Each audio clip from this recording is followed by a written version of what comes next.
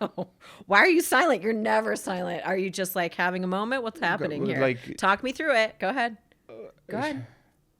Because of I think you're right. Let me say that. Okay. Thanks. You don't need to clip that part.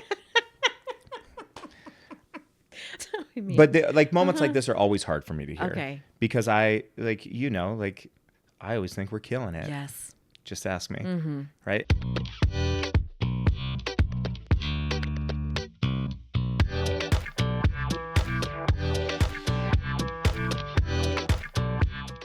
Week's episode of Teaching Keating. Yeah. Sleigh bells ring. Oh, good one, babe. Are you listening? No.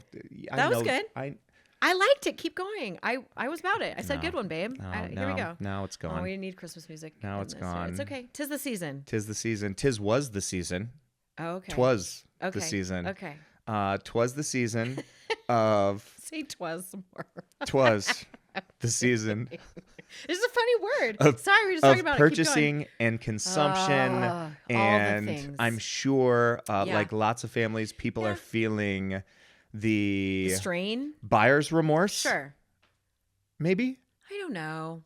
We go through phases. Gift giving with shouldn't this. give you buyer's remorse. I mean, there's so much baggage that comes with the holidays. We do a better job. Gift giving. We do a better job of this. We've evolved, I would say. We have evolved. Pretty. Right? But no doubt, post holiday season, people are like, "Oh my gosh, now it's time to pay off the holidays." Well, we come from different schools of thought, and that was very early on in our marriage where we really had to figure out, like, we both. We're talking about money today. I know we are. Sorry, we're talking about Spoiler money. Alert, we're going to talk about money. This is a very sensitive topic for us, you guys. This is a very sensitive topic for me, you guys. No, I don't think you have sensitivity about money conversations. We come like. Go ahead, get into it. We have very different schools of thought. We do. Around money, and we came from very different familial structures around money. Oh yes. So we had to, like, very early in our marriage, we were talking about like the first 5 years we had to sort your stuff out, and more. I mean, had to sort my stuff out. No, sort our stuff out. And I'm positive we're gonna do we languaging here. It was both of our stuff. Okay, great. It was okay. Okay, great. I'm just saying you had a different mindset around money than I did. And we've had to label it. So yours is a very scarcity mindset around total scarcity mindset. Finances and money. I did not have that same understanding. My family thought about it differently. It came from a different place, but we both had baggage financially. Yeah. And so then, fast forward, you get to the holidays and those first few Christmases, and then we're trying to marry, literally and figuratively, our familial finance. Having said that, I also money. come from a family that balled out for Christmas. Yes. But I don't think... Which is very strange. My family did not. Christmas in my house was always awesome. Yes. It was awesome. Yes. And it was exciting for me to come into a family like that, where it was like, oh, this is like a really big deal. They really like all of this. And it's having a wonderful realization that I think what my parents did, Sure. because my parents are savers. They are. They're dynamite savers. Great. But I'm having this understanding as an adult. This is one of the cool things that happens when you're an adult about like your relationship with your parents. Yeah. Like you start to discover like, oh, I think that what they were doing all year was just like, they were looking for deals all year and saving up so that they could make Christmas awesome. Right. And I'll say like, they did. Let me not get Mission emotional. accomplished. Let me not get emotional about this. Like our Christmases were mission accomplished. Awesome. Yes. They were so fun. Sure. I have so many fond memories. I might be able to tell you 3 gifts that I actually received. I don't remember a lot of the gifts. Yes. But I remember the feeling. I couldn't tell you a thing I got in my childhood. But it was awesome. That's a lie. One present. When I was 23, my mom got me my first iPod, and it was like life-changing. Not even kidding. You still have it. I still have that iPod. You still have it. I still have it. It still works. I keep it connected to the dock because the battery's, iffy. But I still listen to music on it. It was life-changing. Like singular, formative, and I was very, I loved music, and I was very into music and culture and all the things that surrounded that at that time. So it was a really also impactful gift for me. I'm going to give you the best compliment I could give you. Oh, I can't wait. Go ahead. The music that you have on that iPod thank you. is incredible. Yeah, thank you. But your taste in music has always been amazing. I mean, it was early 2000s. It was like Radiohead and Coldplay and all this stuff, all these like bands that I had seen, and then all this like weird emo stuff that was random. It was like Sufjan Stevens and his first like couple of albums. It was really good. I didn't realize when we were dating, like Yeah. what a music And it was all on there. It was so great. file, Yes. if that's a I thing, don't know, sure. that I you don't know. were. Yes. And I was just like, oh yeah, like music is fun. And so when there's a lot of good songs out there. when we were first dating, This Molly, is a good story. Go Molly, ahead. Yeah. Molly asked me, like, I said, like, oh, I'm going to the gym. And you're like, oh, what do you listen to when you're at the gym? Really specific You said, playlist. send me your gym playlist. Yeah. And I probably could have guessed, even knowing you, like the very minimal amount that I knew. I at look that back time. at I was what like, I'm probably could've guessed what's humiliated on at there. what I sent you. And I didn't realize. I only when remember Molly there's, was like- asking for my music playlist. Okay. It was the closest I've ever been asked to like send a dick pic. Okay. It's your version of it. Okay. And- let's keep it PG here. Well, like you guys will bleep that out for us, please. But like, Our children will listen to this someday. but it was like, whatever. Sure. Carry on. Yeah, go. And now I'm humiliated by what I sent I mean, you. thank God you didn't know what you I could have known at the moment. I mean, can't- I didn't treat it like that with I you. I can't was like, believe- oh, I can't- okay, pretty questionable, but whatever. I think you looked at it. It was Yeah. like, well, I'm gonna have to fix this. Add it to the list. Probably. I think I probably was like, he just doesn't know what he doesn't know. So we'll work on that later. But yes, your iPod. Sure. All that to say, Thank like, you. all that to say, Yeah. that like that's not our topic for today. No, Like, you remembered the gifts though. Good job. I did. I remember the iPod, the one gift. I don't remember but the I couldn't gifts. remember I remember any the feeling of my childhood gifts. I remember the feeling. Yeah. And Christmas always felt awesome. Sure. And I hope go ahead. I hope people are coming off a holiday season Yes. where it was just like, man, like this felt great. Sure. I'm sure there was all kinds of like drama and Sure. stuff as there is over Yeah. the holidays, Yeah. but like, you know, when it comes to like our kids, I hope we're creating great memories for our kids. I pray we are. I like was you and thinking I that have. too. Well, and I have different memories around that. Like you were talking about like stuff. Like ours was never financially based, not because it wasn't financially based. My dad's family was very similar to your family, so it was always like we got a lot of presents. My it was folks are always very generous gift givers. Yes, it was always a big to do. It was really like we'd all go down there for Christmas Eve, and it was fancy, and like have a really nice dinner, and then there were like abundance of presents, and like really same thing, very generous gift giving. On my dad's side, my mom's side was really different in the sense there was just so many more people, so it wasn't like. My mom was the oldest of 6. And so then you multiply that by spouses and grandchildren, and there's just like too many people. Yeah. So it wasn't so much present based or gift giving based. That wasn't really their love language, right? And I like to talk about in the sense of like love language because it's very personal for people, and it's not just about like, oh, you're materialistic and you're materialistic and we're not. It has nothing to do with that. No. It's very much around like I think that's a great way to frame it. yeah, I really want to frame it around like, oh, it's a love language, and what your love language and your family's love language kind of actually matters. Yeah, 'cause like my dad's love language Sure. is gift giving. Yeah. He Everyone, really likes it. like when we do the gift exchange still to this day. He always goes outrageous. Everyone hopes that my dad gets them. Yeah, it's good. Because it's like, oh, He does. He's very Big generous. Phil's He's gonna great. make it rain. Yeah. And he's like, he does really like nice He's gifts. He's thoughtful. very thoughtful. He's very high end. He pays attention all year long.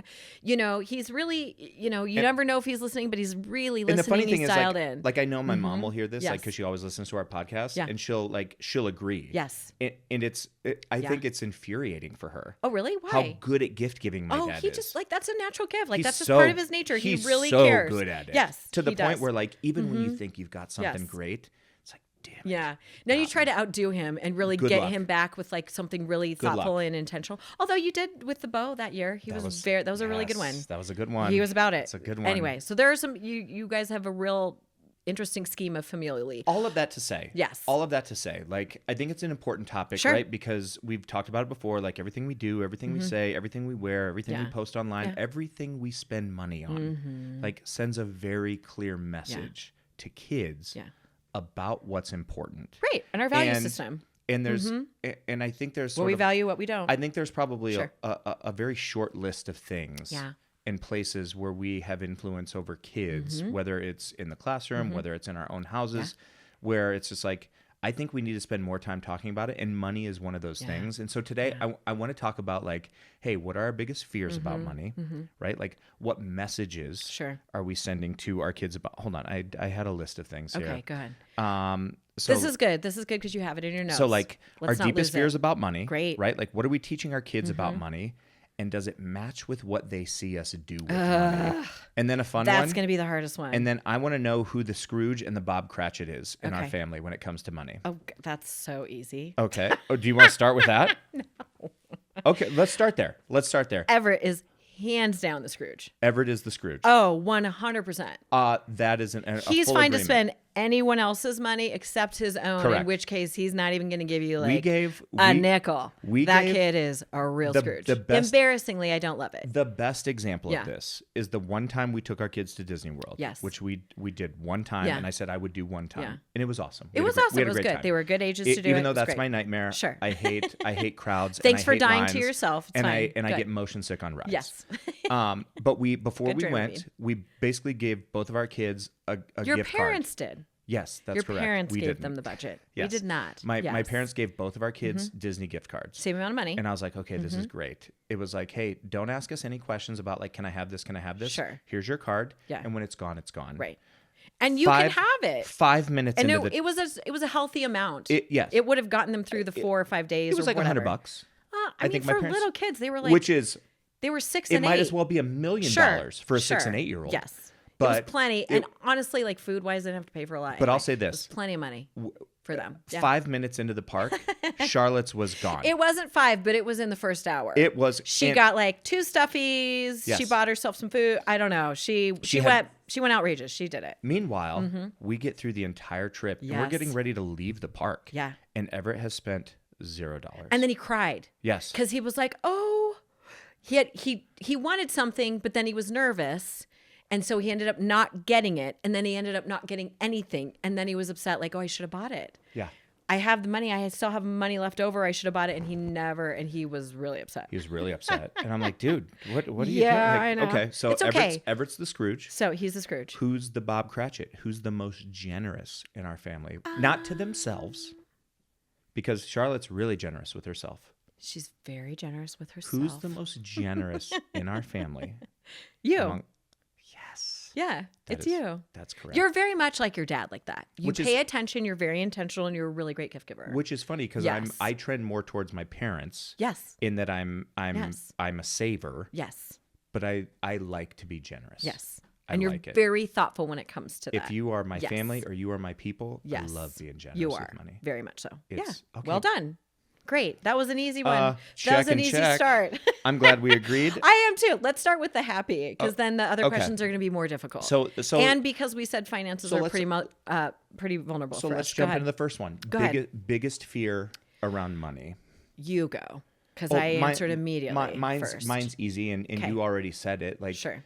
I'm constantly nervous, anxious that every dollar that we have is all going to go away. Yes. And if like you and I have very different mindsets around this. Like if we make $1, you're like, let's spend $2. I have you used to be grown in used to be that. like that. Thank you very Whereas I'm of the much. mindset Okay. of like, if we make $1, let's save $1. Like if it were up to me, like our house would have no furniture in it. Yes.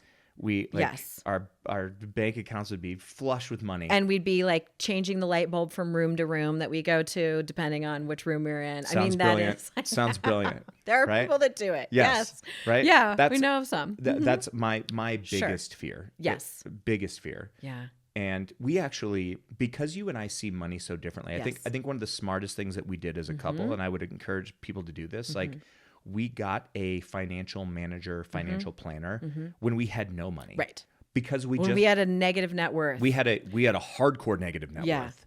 But she we was got like, you're in the red. and I was like, we are And you thought we were I was crushing like, we are life. killing it. And she Yeah. was like, here's your net worth, Yeah. negative, a huge number. Yeah. And I was like, oh my God. Right? Yeah. It was good for you to see. Which only then reinforced every fear I had. Sure. But also like we needed a tie break. Yes. Before we got married, we realized like this, like we were told in our marriage prep, like, oh, this is the thing you're going to fight about. Yeah. You're going to fight about money. So let me give a little caveat, because we've talked about this a lot, but I'll just give people some more context. So in the Catholic Church, they don't just like let you get married, No. which is maybe good or bad. I You don't gotta know. take It's surveys and you have to classes take and- surveys. You have to take classes. There's a whole litmus test. Like there's a long test that you have to take separate.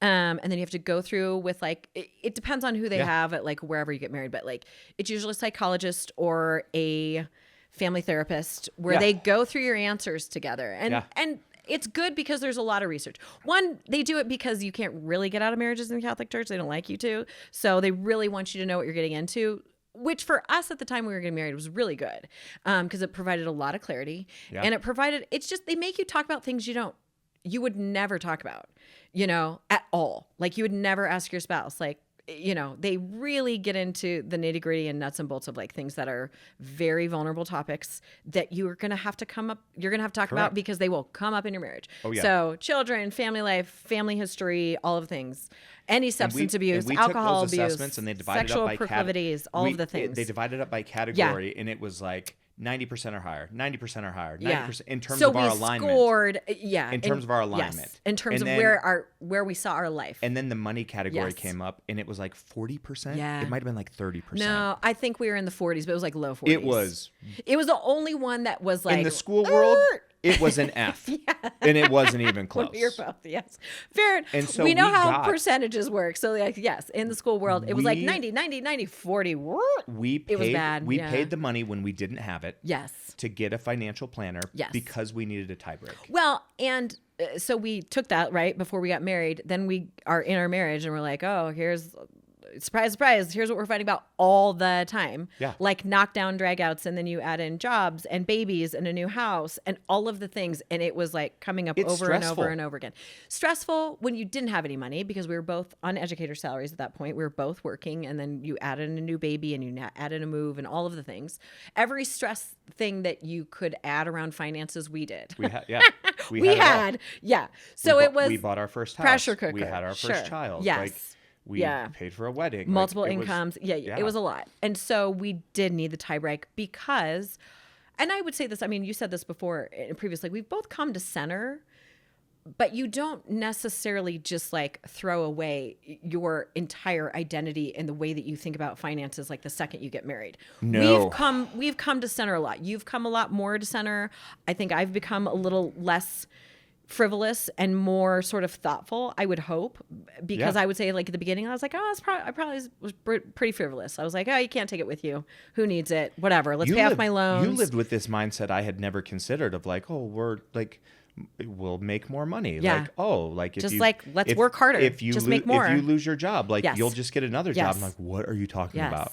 Yeah. I'm always of the mindset, like, this is the last dollar I'm going to make, and this is the last job I'm going to have. Never. That was never in my brain ever. I don't. So that's my fear about money. Okay. I'm dying to know your answer. Sure. To your biggest fear. I don't know that I could pick it. I don't have one. It was what I was going to tell you.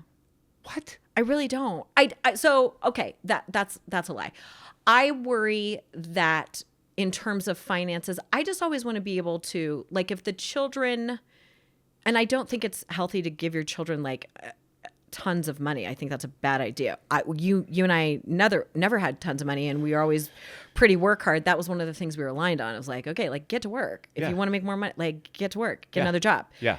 Drive a cheaper car. It's the one place we were aligned about money. It was like, just do something different. Like make a different choice. Like don't drive something that you can't afford. Don't live without a roommate. It's funny to me, and this is maybe very generational, but it's funny to me, like I'll talk to like my younger cousins or something, and they'll be like, ugh, I mean, I'm doing extra work and they just didn't pay me anything extra. I had this conversation yesterday and I was laughing. I was like, but they're giving you more responsibility. And she was like, yeah, but I'm not getting paid for it. And I was like, okay. And then the one sister was like, just don't do it. And I was like, oh, okay. Well, that's a method. Literally out loud. Like, well, just don't do it. And I was like, okay, well, that's a thought. That could be a choice. Or you could maybe make a different choice and maybe ask for like, okay, so like there's added responsibility. It's not always needed for compensation, but it also could be like, well, what other things could you do that would be more responsibility or give you to a place where like you could get the responsibility and then there would be a different sort of compensation, not necessarily monetarily, but maybe different hours, or maybe you get choice schedule, or maybe like there's a lot of space and room. It struck me just like as a very immature, like, well, just don't do it. And I was like, okay, that's not a thing. And just figure out, but for me and my financial brain, it's just like work differently, work smarter, get a different job, get another roommate. Like you don't have the luxury of like making millions of dollars and living where you want to live and not, I was like, that's just actually not a thing. Yes. So to your point, like my fear around money is like, we don't give our children enough resilience around money where they know how to maneuver with it and use it as the tool that it is, right? Like that's a deep fear of mine.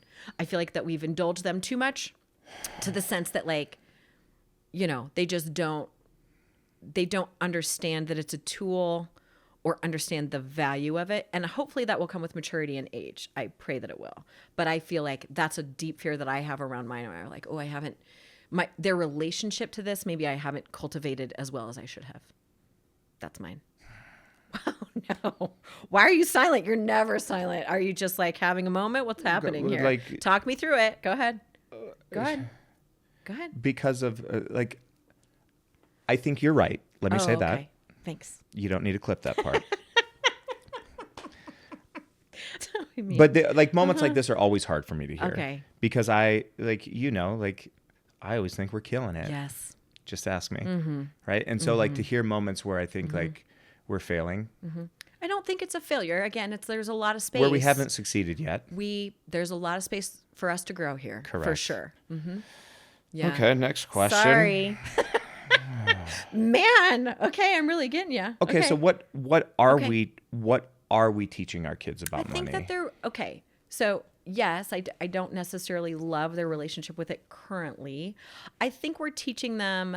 I do feel like they have a good awareness of a budget, one more than other. And I do think it doesn't mean they always stay in it. It doesn't mean they adhere to it. It doesn't mean they care about it at all, but they know what it is. So I think that that's good. I also think that we don't place a lot of importance on it, with the exception that it's a tool. So like they never worry about like what they're going to eat or where they're going to eat. They don't really worry about what they're going to buy or when they're going to buy it, but they're not materialistic, I would say. I don't think they care about it at all. I would say they see it as a tool. Like, for example, our son, like if I were to be like, do you need some new shoes? Like you have holes in those, clearly. Like we need to get you some. He'd be like, I don't know if I do, Mom. I don't really care. Like he just doesn't He'll really. say things like, we don't need to spend money on Yes. And I don't know if that's part of his Scrooge identity or not. I hope so. I hope he grows in that. But he'll be like, he just doesn't care about it. He'll be like, I don't really need it. He has a real clear understanding of like need versus want. He's very like neutral about that. Like he doesn't care in general. So I would say that that's a win. Our daughter has a different relationship with it, but I still think she's deeply aware. Like, so for example, the other day when you were talking about the nails, you know, she knows how much it costs and she is like, okay, I do want it and I like it, but thank you. Cause I do know that it's expensive and I feel kind of bad, you know? And she was talking about it with a friend the other day and her friend has to babysit for her nail money because it's expensive and our daughter doesn't have to necessarily do that. She has a different schedule. She has a lot going on right now and I would ultimately like her to get to that place so that she could earn more. I learned it a long time ago and it's always stuck with me. Like you just do not value anything you do not pay for. You just don't. Whether it's a lot of money or a little money. And that has stuck with me for forever. And it's just true in life. If you do not have any sort of fiscal investment in anything, whether it's $10 or $1 million, it doesn't impact you. You don't see it. You don't have there's no visceral connectivity to it. And so that's a place, at least for me, that I think we're doing okay with our children and that maybe we still need to grow in, you know, and hopefully they will grow with age. That's fair. Yeah. What about you? I feel so like the whole like money is a tool thing. Absolutely. Ditto to that. I also feel like I'm working really hard to teach our kids like, hey, access to money is not a given. It is a byproduct of work and responsibility. And so like I feel like we're trying to teach our kids that even though like our kids are 13 and 15, but they don't have jobs. Right. But I've told our children many, many times, right? Like their job right now is you are to be a really good student and do well in school. And you have to make good, responsible choices in and outside of school. And you have to be actively involved in an activity. And they are crazy active, to all of those right? things. I don't care if it's sports. Sure. I don't care if it's music. Sure. But you have like a thing. You have to pour into a thing. Yeah. And I've told them over and over, like, hey, as long as these three things are true, that you are working really hard in school, getting really good grades, that you are making responsible choices, and that you're actively involved in a thing, I got you. Well, and I think this is different too, because you and I even have different perspectives, and we're both in education, not about the grades, but I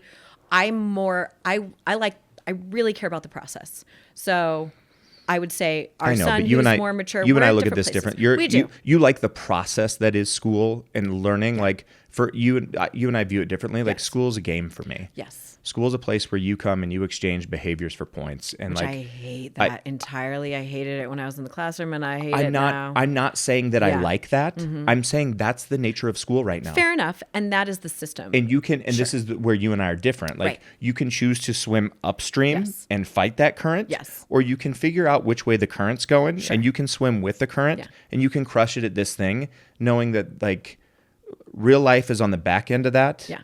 And if you're able to like swim with the current and play the game, like it'll set you up for the things that come on the back end. I get that that's your mentality, and I hate it only because I don't like it either. Yeah, but you participate in it, and that's what's where the choice? Swim upstream, and just don't. Yes, okay, No. I get it. I get that we have different schools of thought around this, but also it leads to our different schools of thought around money, which is like, I'm a human being. I'm not an exchange of behaviors to get what I want. You're fine for the exchange of behaviors to get what you want. I don't like that, because ultimately behaviors lead to character, which leads to ultimately who you are in your life. I don't think you should cultivate those behaviors, and I don't want those behaviors cultivated in our children. That said, I don't think we are. I don't think we're cultivating them in our children. I think our kids are both really good work. They both know how to work.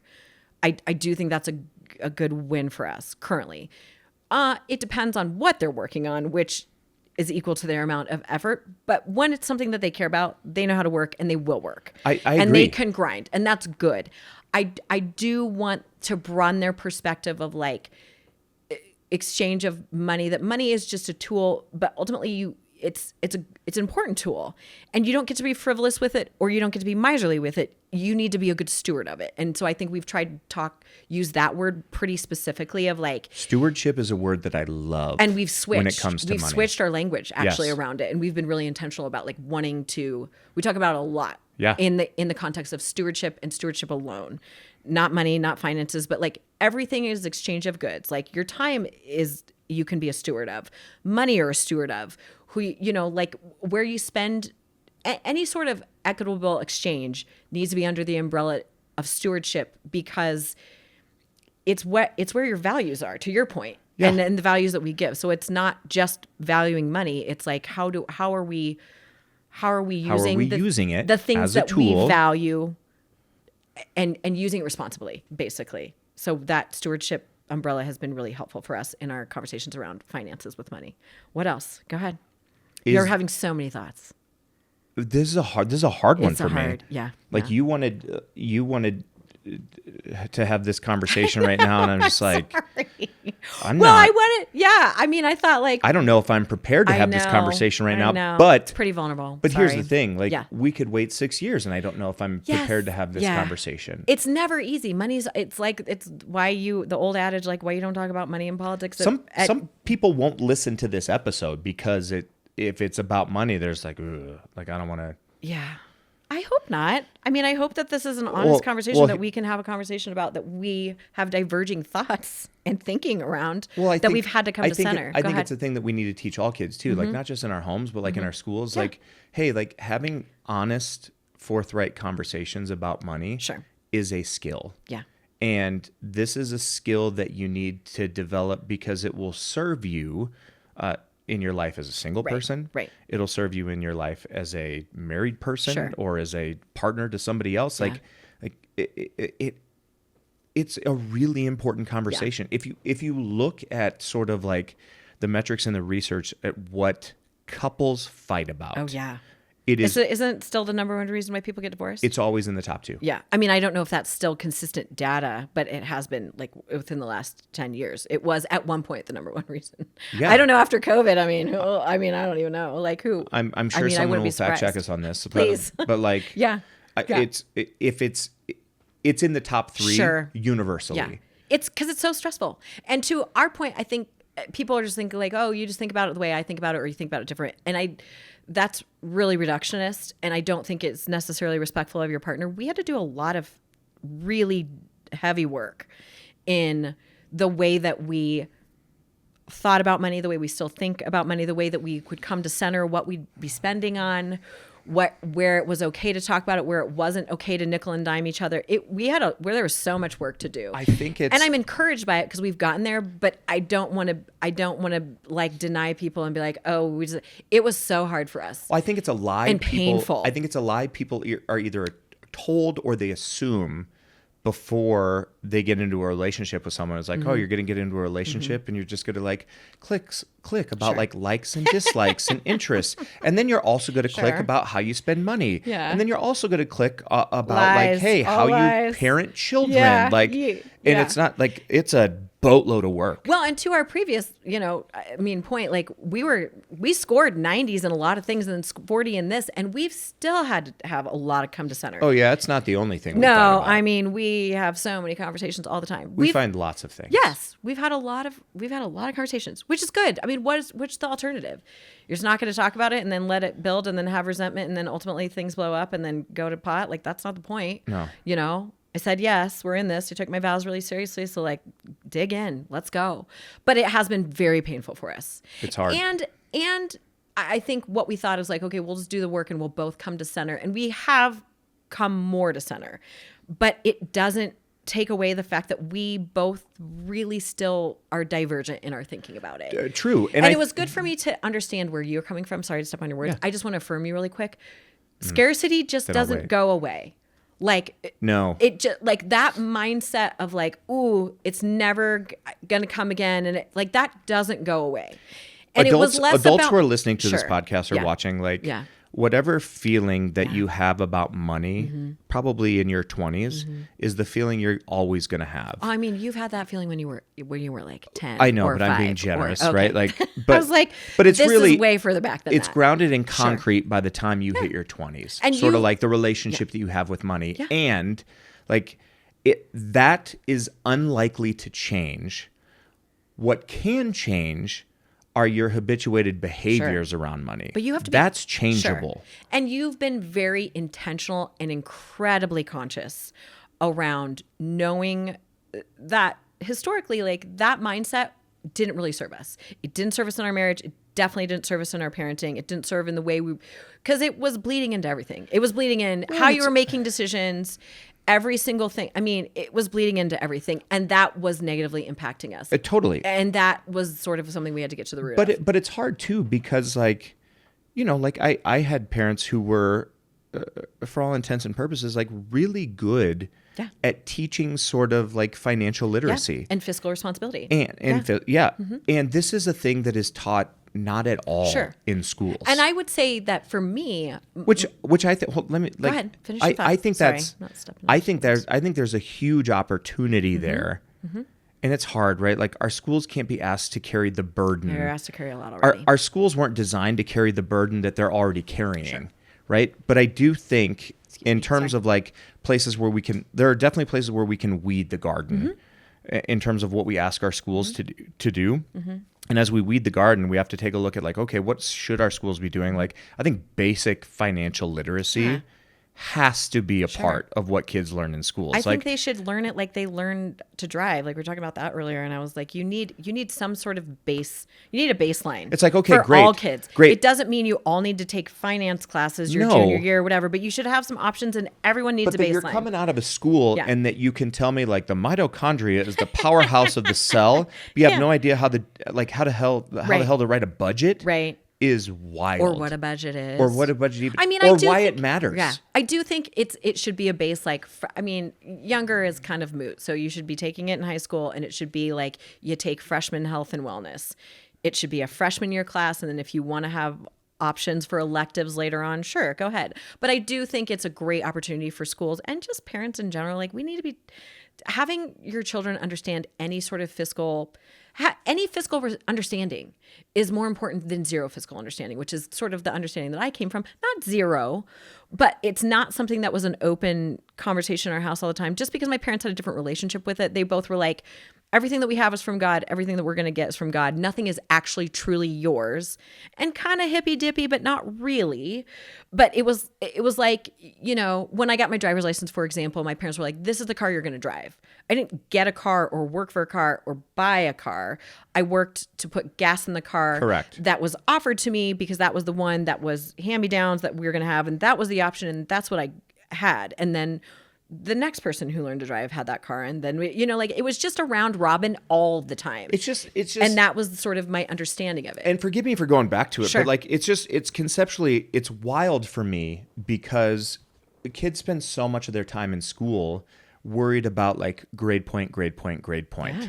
When the fact of the matter is, like, when you think about the numbers that matter in life, like your grade point average versus like your credit score. Yeah, that's a very Western thing, but we won't get into credit score. But yes, go yes, ahead. Yes, but it matters. But you know what I'm saying? Yes. Like my credit score has impacted me in adulthood Sure. way more than my GPA ever did. Because you had financially responsible parents who understood I the way knew that what that worked. was. Sure. But there's a lot of kids who are graduating from high school, graduating from college, and who have no idea. Yeah. About Don't just get a credit card of a credit they're score. sending you one. I can tell you the number of times I have Yeah. been asked about my GPA after college. Yeah. 0. Thank you for making my previous point about why habits matter more important than the actual numbers. You didn't mean to do that, but you did that. Yeah, but it also reinforces my point. Like, you got to play the game. Yes, I think to a certain extent. I think the whole credit score system is nonsense, but you can choose to either swim upstream or you can choose to recognize, like, oh, this is a game where I exchange behaviors for points. Well, you need to be, I don't think you should treat human beings like that, and that's a separate conversation. However, yes, but that's the system as it exists I right understand, now. but you can choose to participate in it or not. That to being said, we need to make sure that our children understand that it is a game. It is a system. It doesn't have anything to do with their identity or personality or whether they're a good human being or a bad human being. Hold on. But that there's some level of participation is going to be needed in this world to ultimately access whatever the goal is, whether it's a home or a school loan or whatever. And so they need to understand that it's a tool, it's a neutral, it's useful for what it is, and no more. I think sometimes I just take stock with the fact that you give it more credit than I think it deserves. Because I think you give it less credit than it deserves. There we are with our divergent thinking. We're still to center. The fact that we're giving it credit at all like is even your comment about life. like credit score, like you can choose to play the game or not. False. You have to play the game. I mean, there are people who pay in cash all the time in this life who just don't. They're called the Unabomber. I like mean, you can't like unless you're gonna live they got off the stuff. grid. Well, people are. That's what I'm saying. People. I mean, I love this you. is a what bigger. you're saying is crazy. This is a bigger concept than I think you're willing to put thought or time into now. But there are a lot of people who are choosing to disengage. I'm just saying there are. I'm gonna call our financial manager That's because I fine. need them to tell us who's right now. Okay. Why does it have to be right? Go back to our questions. It always has to be right. We're running long. It always has to be right. Go. So last question. Sure. Are our current behaviors showcasing, right? Because like it's way less about what you tell your kids and it's way more about what you show. Only what you do. It's only what you do. They And actually so don't like, hear your words. yes, like It's what are we only telling your our kids actions. about money? Yeah. Like, hey, money is a tool. Sure. Hey, like money is a byproduct of hard work and responsibility. Is what we show our kids a reflection of what we're teaching them? I don't know. This is one where I think like jury's out. We're going to know in 10 years. Well, I mean, Tell me we're crushing it. I know we're not. Damn I it. would say again, our children are just two very different human beings. So the way they even think about money is different, right? Like that is relationally, that's going to be really different. I think what, again, we are hopefully showing with our behaviors is that it is a tool, but they live a pretty well. Here's why I think We doing don't live in a a job. giant house. No. We don't have, and we've said that. Like we're not moving. We've kept our nut small. Right. But this is Yes. why I think we're doing a good job. Okay, go ahead. Because if we're teaching our kids, to your point, that money is a tool, right? I feel like what we're showing them is that money is a tool for experiences. Which they do get from us. Which they get So from us. They have traveled internationally. They've traveled a lot. We're not about stuff. No. We're about travel and Yeah. we're about experiences. And I think we're showing that to them. They do, whether it's good or bad, that has definitely been their experience in childhood. Correct. They've been to a lot of different states. Check. Yes. I think we're killing it there. I'm not going to say killing it, but I do think we're probably in the green on that side of the spectrum. Okay, good. I'll take in the green. Yeah. Okay. More than in the red. And then in terms of like, hey, money is a tool, but also money is a byproduct of hard work. Like, I think they've seen us work really, really hard. I think they have I'm really proud of their work ethic, both of them, singularly and collectively. I think they see us work and they see it healthy in a healthy balance. They see you on the road. They see me at home, and I don't think, and maybe this is a place where I think that we've done better and I'll give us more credit, is like, they don't see work as like dad is this and mom is this. They just see like there's stuff to be done. And so you get after it. Yeah. Like whether it's at home or outside or with the sports, like whatever work is to be done. Do the work. That's a neutral in our home. See a problem, fix a problem. Yeah. And they see us both work separately and together in different aspects of our life, whether outside the home, inside the home, because if there's work to be done, you get after it. Because you're a family and you work.